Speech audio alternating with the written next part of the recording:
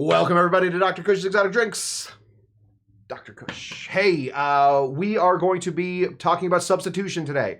As a home bartender, sometimes we make too much of things. And when we make too much of things, there's only two ways that we usually get rid of that. Either by making the exact same drink over and over and over and over and over again until we hate that drink and we never want to make that particular syrup or liqueur or tincture again, or we let it mold. Okay, those are two not great solutions, right? Neither one of them are productive. Well, there's a third. And that third is to not just use that syrup in the way that it was meant to be, but possibly moving on into the rest of the world of cocktainalia. So that's what we're doing today. Recently on the show, I talked about making a cocktail called the Pineapple Martinique. It's an apple martini, but doesn't have any apple in it. It's with pineapple fronds that have malic acid, and then Martinique rum and some lime. It's very nice. It's I had 2 or 3 of them last night. It was perfect. But I don't want to get sick of that. So now I have this a bunch of this pineapple frond syrup. Oh lordy, lordy, what to do with it? Normally we let those things just go bad. Not today though. We're gonna be making a cocktail that I am calling the Big Apple. Okay. So the theory behind this is we use this sweetener in order to make a cocktail like a sour. A sour is booze, it is sour, some sort of citrus, and then it is a sweetener, right? That's a lot of cocktails fall into that general category. Can we take this ingredient, move it outside of the sour, put it into a recipe or a style of cocktail that does not normally have this kind of flavor, and see if we can't bring something new and interesting to the table? That's the theory. Oh, I don't have my stirrers. Oh well, we were running a little late to the bar, so we're a little bit behind on everything. We'll just stir in here. You guys know what stirring cocktails looks like, right? We'll stir in here. You guys don't have to see inside of it, right? Boom. We are going to be taking this outside of the sour category and moving it into the Manhattan Martini Martinez category, which I have to find a better name for, because every time I say it, I trip over 2 of those words. It's not a great succinct way. I would call it the Martinez category because that's really where it all started. But then people have no idea what I'm talking about. And if I call it the Manhattan category, people think it's all bourbon. It's not all bourbon. There's a lot of great cocktails that have the sweet vermouth or there's the dry vermouth that go into it. It's a whole mess. It's not a problem you guys need, so I'm sorry that I'm giving it to you. So let's get into it. Let's begin to build this cocktail that I am calling the Big Apple. The Big Apple. It's a Manhattan style cocktail that we are then going to be adding extra flavors to see if we can't bring something new into the fold. So of course, the thing that makes a Manhattan style cocktail is this stuff. It is fortified wine, normally fortified with something like vermouth or wormwood. A lot of these vermouths are wormwood-esque. They are fortified wines that then have extra flavoring added to them. We're going to be using Carpano Antiqua. This has always been one of my favorites, and I have this bottle that needs to die. We need to kill this thing. It's vermouth, just FYI. I say it all the time, and I'm going to say it again. Vermouth does not last forever. A bottle of whiskey, that'll last you hundreds of years until all the angels finally take all their taxes and pull away from you. Vermouth will go bad eventually. One of the reasons that I think people have such a weird aversion to vermouth is because they store it on the same shelf as they store all their booze. So eventually, because it is not a distilled liquor, it is a fermented liquor. It's fermenting the wine. It goes bad. There's not enough alcohol in here to keep its integrity. So it goes bad. How do you solve this? Well, you can't solve it. If you solve it, let me know, because I'd really like to know. But how do you prevent it at least a little bit? Refrigerator. Just put it in the refrigerator. It'll last 4 to 5 times as long. If you put vermouth in the refrigerator. Another way to do it, since again, I am on a I'm not serving people. I'm serving myself. We are going to be buying them in these little small bottles. Just let's put a regular bottle next to it. This is a regular bottle, and this is a regular bottle right here. This is a small bottle. Next time I'll bring in a banana for scale. Bonbon says keep it in the freezer. That could possibly work. I do know there's a great cocktail by a guy named Arnold, Dave Arnold. How do I forget the name? Dave Arnold. Dave Arnold. He calls it the Ebony and Ivory, and it is a vermouth. It's a white vermouth and a Italian vermouth, so a French vermouth and an Italian vermouth. He puts them in the freezer, and they do start to freeze over. That shouldn't affect the taste because there's not enough alcohol in there to stop it from freezing completely in a freezer. Should affect the taste, but just FYI, you might it might be mushy when you pour it out. Not always great, but in the freezer for a long time or the refrigerator for normal use. But I do think to keep your vermouth in the freezer, probably not a bad idea. Probably not a bad idea. We're gonna go ahead and put in. We're gonna bring this back a little bit because we're adding extra sweeteners into this cocktail. So we're gonna go ahead and put in about half an ounce of some sweet vermouth. There we go. That is a good signal that we are starting down the. Oh, I saw a good. I saw Frank Explorations has a pretty good. A Manhattini, the Manhattini category. That's a pretty good. Let me surprise you with a word that I know. That's a pretty good portmanteau. Who knows the word portmanteau? This guy. When you take two words and you slam them together, it's called a portmanteau. The Manhattini. I like it. I think that's probably going to stick. Thank you, Frank Explorations. For a while, I will give you credit, and then I will forget to give you credit, and it'll just be part of it. Could you use velvet vermouth? What the hell is velvet vermouth? What's velvet vermouth? We got to get on that. Are you thinking of velvet falernum? Or are you thinking of velvet? Listen, I don't know what velvet vermouth is. We're going to find it. We're going to capture it. We're going to catch it in a net or something. Okay. All right. So then we're going to just add some flavors. This is going to be addition by addition that we're going to be throwing in here. So I do want to add a little bit of some orange sweetener in here. Now, just because we are adding an orange liqueur, which usually leads us down the daisy path, it's a good indication that you are making a daisy. If somebody asks you to put in some orange liqueur, we're talking the Cosmopolitan. We're talking one of the original daisies, the gin daisy or the margarita. Normally that's a thing. But just because you are putting orange liqueur in here does not automatically make this a daisy. Just putting vermouth in something does not automatically make it a Manhattini. Almost forgot it. And I'm going to trip over it a few times. Frank Exploration actually gave me that name, the Manhattini.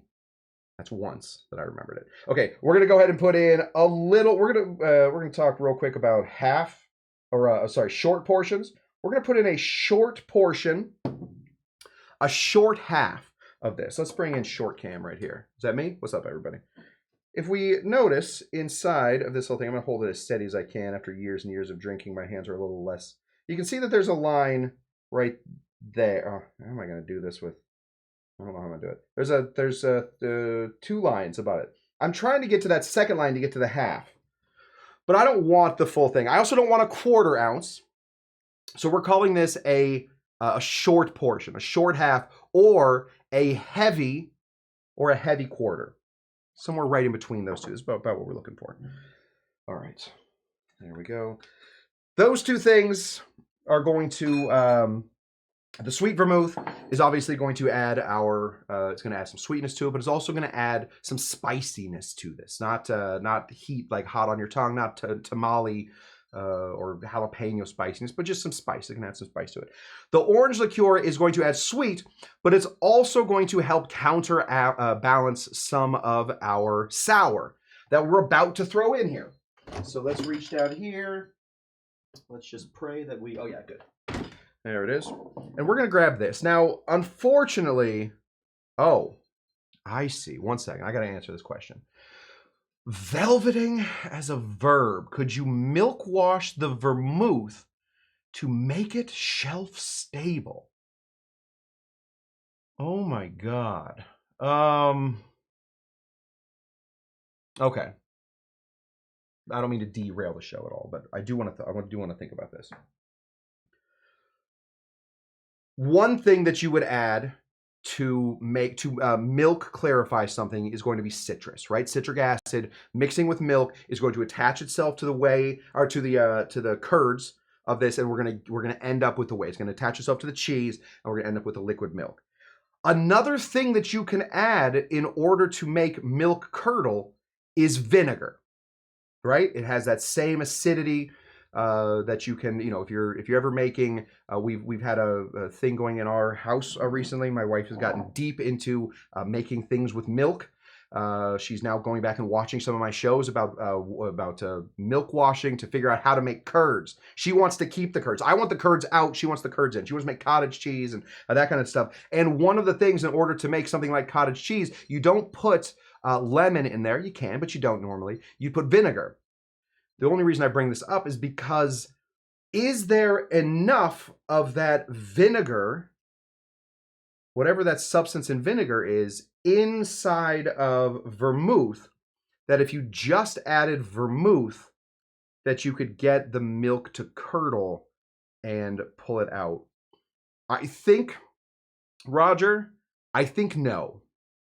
You probably could, but I think what you would run into is you would have to change the flavor so much that it will no longer be it wouldn't be as usable, right? Vermouth is fairly delicate. You start adding vinegar to it, you start adding lemon to it. I think you're going to change the flavor enough that it will no longer be what you want it to be. That's my thought on it. Oh, yes. Oh, yeah, Tiki Bonbon, send it over. We tried to make, I didn't try to do anything. We tried to make cottage cheese. We instead made ricotta. So I think she's got ricotta down. No problem, Roger. That was my fault. Don't apologize. that was me. I had to think about it for a second. All right, this is pineapple frond syrup. There is no apple in here. In fact, there's no pineapple in here either. It is the pineapple fronds that we blended up with some sugar, some water, and a little bit of citric acid in order to get us a really interesting, almost grainy pineapple flavor. It's delicious. I'm very, very happy with it, which means that soon I will put it, we will go through the exact process of how to make it on the show. I have no secrets from you guys, so I want you guys to have what I have. No gatekeeping here. So because when I think of Manhattan, one of the things that you think of is called the Big Apple. So why not? Why couldn't this work out? All we're doing is just adding some extra sweet into this, but we're also adding a little bit of that malic acid, which is going to give us some of our sour. So we're going to go ahead and put in, since I want this to do well, I'm going to give this a heavy half-ounce pour. So we're going to go just a little bit above the half-ounce line. Right there. Perfect. I have no idea how long this stuff is stable for. I have never gone through a bottle. I have one bottle sitting in a refrigerator right now that I'm running some experiments on to see how long we can get it to be stable, because I have to know, especially if I'm going to be serving this in a bar, how long I have on it, how many drinks per night I'll be making with it versus how long it will last in the refrigerator. It's great to have it, but if it's going bad every week, basically unusable. All right, then we reach down here for our whiskey. Oh, no whiskey. We don't have any whiskey. Out of whiskey somehow. But because, I don't know if you guys know this, I have about 1,000 jobs, maybe 2,000 jobs. One of my jobs is teaching online whiskey tasting to corporations. And in order to do that, people have to send me the whiskeys we're tasting. And sometimes we taste some of my favorite whiskeys. This right here is one of my very favorite whiskeys. This is Four Roses. This is a small batch. I really enjoy this stuff. As far as cheap whiskeys for reasonably priced. I'm not gonna cheap for reasonably priced whiskeys that aren't going to absolutely break the bank and be completely useless to you because you're too afraid to touch the bottle for fear that it might break and you might spill, $500 on your floor. That's never good. I love the category of middle priced whiskeys, and I have a hard time saying that there are many better than the Four Roses, the small batch, the single barrels. The only issue, of course, with small batches, and we say small batch, we're thinking 5 or 6. We're talking hundreds of barrels. But every few years, they taste very different, taste a little different, because of course they're made a little different, right? They're made from little batches, so we can. It's like a vintage. It's like a wine. You guys know where that phrase comes from? Vintage, wine age, vintage. I don't know if that's exactly what it is, but it does come from wine. We're going to go ahead and throw in one of these. Now, we can, because we have one of these little bottles, we can pour it into here and go from there. Otherwise, and this is a joke I do every single time, but I don't think I ever get to do it on this show. Instead, and I do it like this, I go, I don't know if I'm allowed to do this, guys. I haven't gotten a response back from the guild. They don't really like me giving away a lot of bartender secrets, but I think it's time that I give one away to you guys. When you have a bottle like this, let me just show you a move. It goes like this.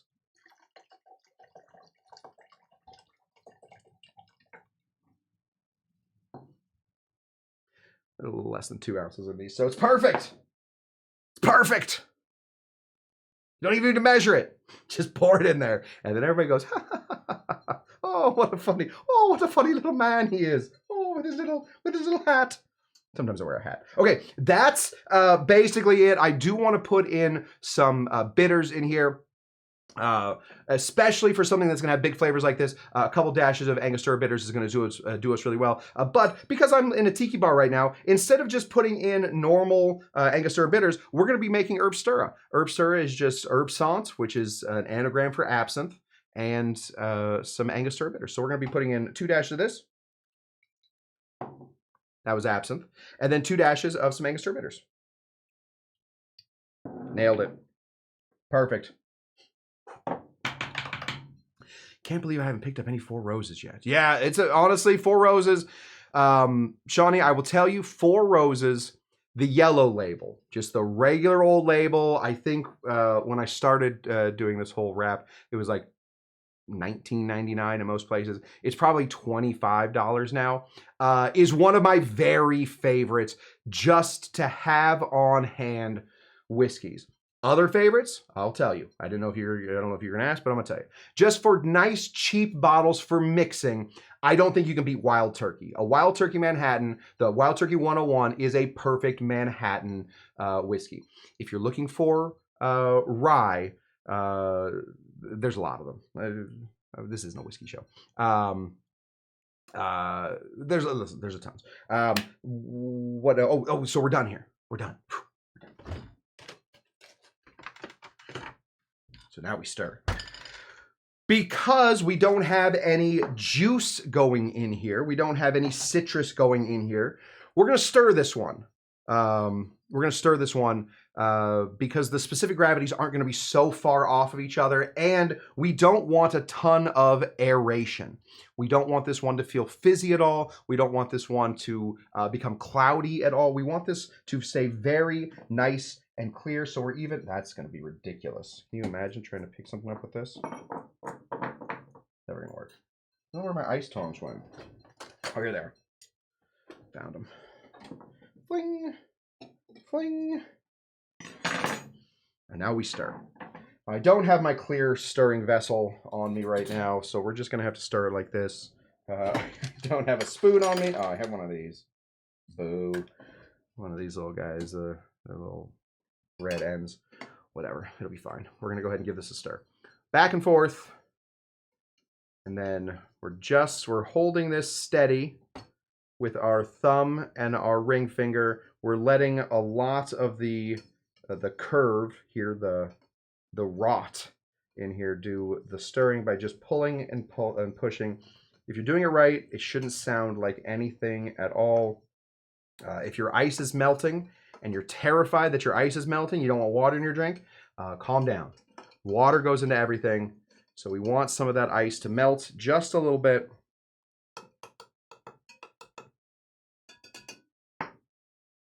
There we go. And that's it. That's the whole drink. All right, let's see what else. Let me just check down here to see. I did not prep a glass, which is the wrong thing to do. I've done the wrong thing. Get this going up here. There we go. All right, this is our glass here. We're going to take one of these. It's called a julep strainer. Since we have one large cube in here, we don't really need to worry too much about keeping cracked ice out of here. But we do want this to go in here without a big old splash of our ice crashing down upon what we have. And there we go. So what have we done here? We have taken one element of the Manhattan, the thing that makes a Manhattan interesting. It's vermouth. It's sweet side, right? And we have just made it into a more interesting sweet that we've added. Yes, we are dealing with an almost 1-to-1 or an almost 50-50 Manhattan here at some point, because it's about a half, and about a half of all the other ingredients. And then about 1.5 ounces, we probably did, it's 50 milliliters, so a little more than a 1/2 ounce or 1.5 ounces. So we're running into about a 50-50, but it's interesting. That's what we want. Let's throw in an orange. Do a little orange slice. I don't have any apples back here, so we're just going to go ahead and grab our little knife. Don't want any of Kyle's oranges to die in vain. Throw that here. Then, I don't have my cutting board. Well, we're just going to go ahead and slice this down here in the middle. Do one of these and let it fly away. Oh my goodness, what a day. What a day. That doesn't look great. Don't do that. Do something different. Get a cutting board. More important. But at least now I'm on my garnish. I'm in my garnish era right now. Ooh, smell the apple. That's what we're looking for. This is called the Big Apple. It's got to have some apple to it. The shrub, the orange liqueur, is going to be there to help bring out some of that apple. And then the sweet vermouth is going to give us all of our spiciness. Let's see what we got.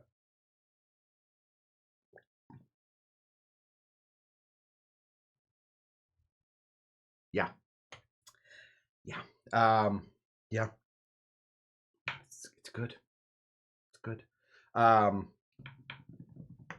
don't know what to say about it. It's very reminiscent of a Manhattan. Obviously, it has all the stuff that Manhattan has, but we are just taking something that was gonna go bad in this refrigerator anyway, and we are adding it into the drink to expand on the flavors. Some cocktails do well when we start ripping things out of them. Examples of that, I would say the Tommy's Margarita. The Tommy's Margarita changing its category from a daisy into a sour makes it such a better drink. I think the Tommy's Margarita is a much more balanced cocktail than the original Margarita. I don't want to get drawn and quartered for saying that, but I do believe that's the case. That's an example of taking something out. We're taking out the orange liqueur, which doesn't really fit in here. Is it better than a Manhattan? No, it's different than a Manhattan, and that is what we're looking for. I probably could have bumped up the apple to make the apple. We can do that. I got a lot of it. Hold on. Oh, you're right here. Trying to get my attention. Let's just put another 1/4 ounce in here. See if we can't bring out this.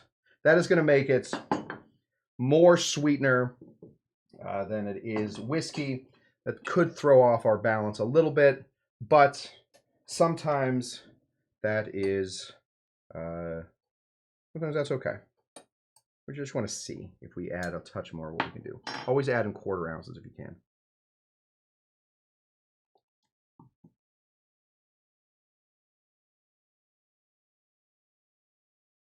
Yeah, I like it. I don't know what to do when it's my cocktail. I don't know if I can be like, what a day. This is so great.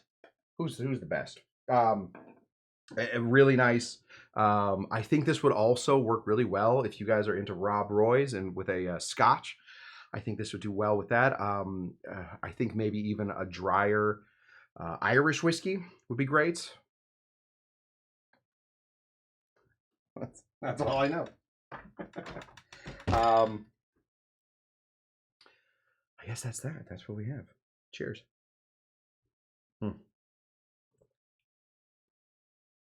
Yeah. In the next iteration of this, I'm gonna bring back the orange liqueur, 1/4 ounce tops. I'm gonna bump up the apple, and I think I'll probably leave the vermouth the same. Yeah, that's it.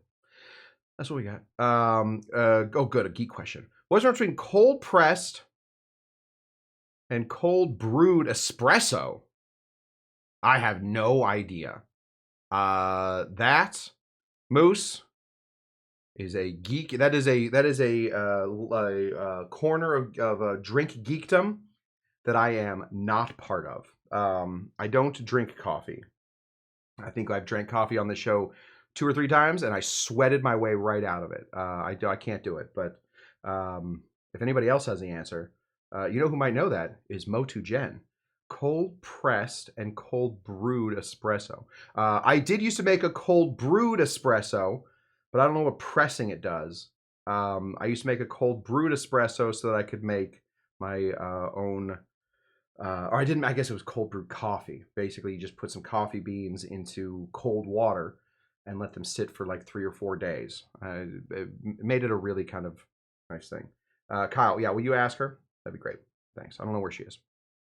Hopefully somewhere. That is what I have for you guys. When you, yeah, kind of like a whiskey Negroni. Whiskey Negroni, of course, called a Boulevardier.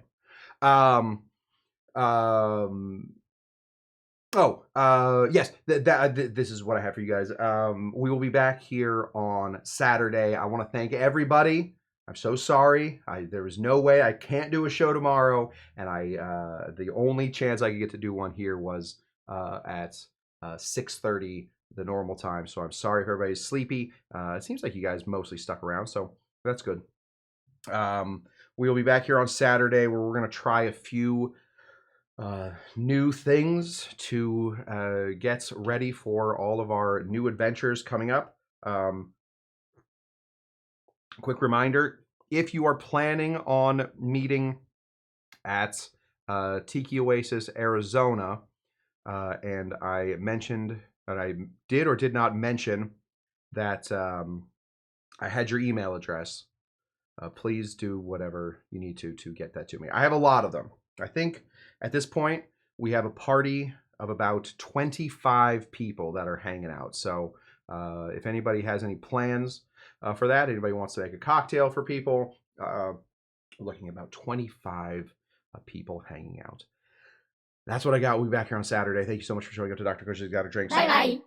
Until next time. You know what? We're going to end. I just want to end. I just got, this morning, I was able to see something that I will never forget. One of my favorite books I've ever read is a book by a man named Andrew Weir. He's written a few of my favorite books and 2 of my favorite short stories, actually. But he wrote a book called Project Hail Mary. And in Project Hail Mary, it's just one of the greatest books I've ever read. And I just got a chance to see the movie. And I'm a bit of a soft touch anyway. I cried from the opening scene until the very ending scene. So I am going to just go visit my friend real quick. We're going to take this to the spaceship. And we will end here. There we go. Thank you so much for joining to... we can't? One sec.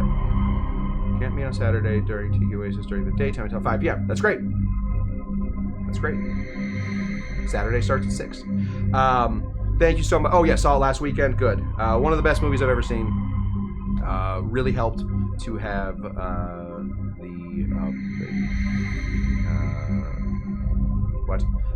Really helpful to have read the book. I don't think there's any difference between cold press and cold brew. Love you, Cush. This is my old roommate Derek. We went to college together. He says that he doesn't think there's any difference between cold press and cold brew. So, Derek is a master cellist. Did not know that he was also a barista. I guess it comes with the territory. I was a writer for a while, and I was a waiter. So maybe those go back hand in hand. Good to see you. Until next time, thank you guys so much for showing up to Dr. Cush's Exotic Drinks. I'm Dr. Cush. Until next time, bye bye. Bye bye.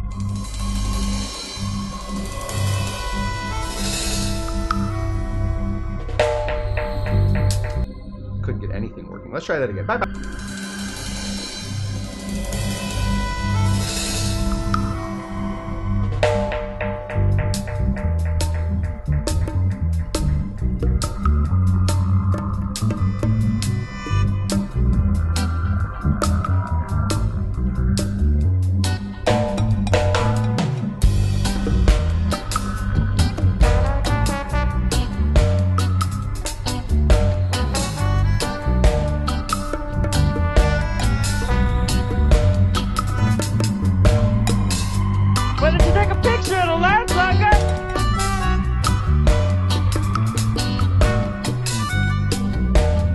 Trying to drive me crazy?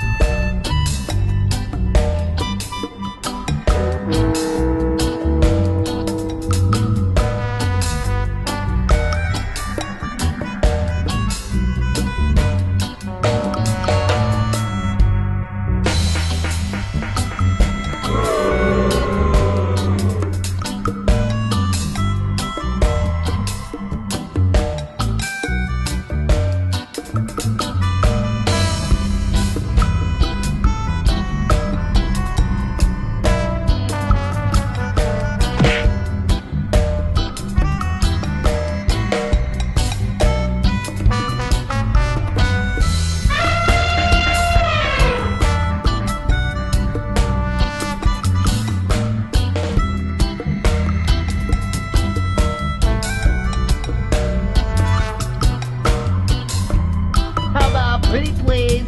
Oh, please, oh, please, oh, please.